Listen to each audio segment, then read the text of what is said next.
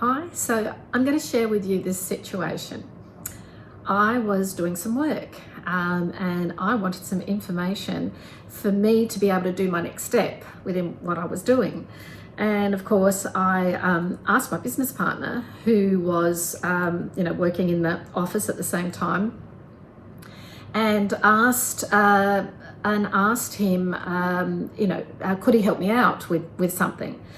And of course, he wasn't able to because he was deeply engrossed in something else. But I knew that it was affecting my ability to move on to something. And I was getting really quite frustrated. I was getting frustrated, number one, because I couldn't do what I was wanting to do. And number two, it then built into, I was frustrated because he probably could help me move past that hump and I could get on with what I was doing. So I could feel the frustration building up inside of me. And in fact, after a while, I started to hear the stories that even started to expand this notion, and it got me feeling even more frustrated. I could hear, well, it's not fair, and it would only take a couple of minutes, and why doesn't he?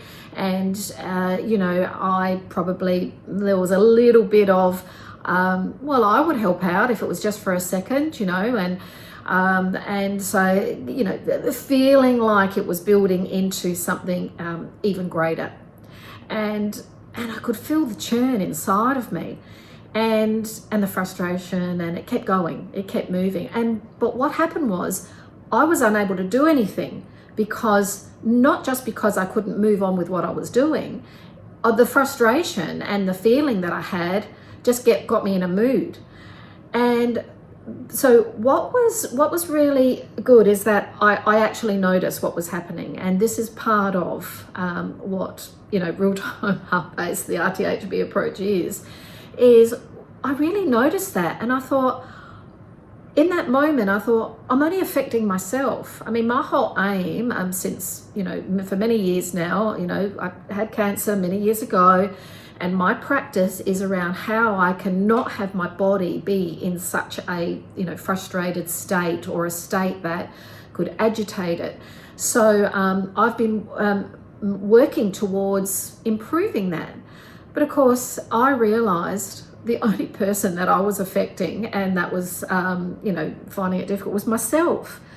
And what's more, when I realized, look, I can do something else for this time. And when I really truly let that go, I was able to let go of that feeling of frustration.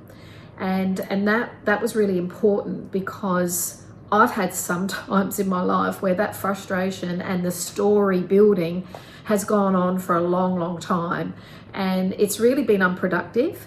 So I was quite pleased that instead of pursuing that and getting into an argument or anything like that, I actually just moved on to something else and was able to complete that really wholeheartedly.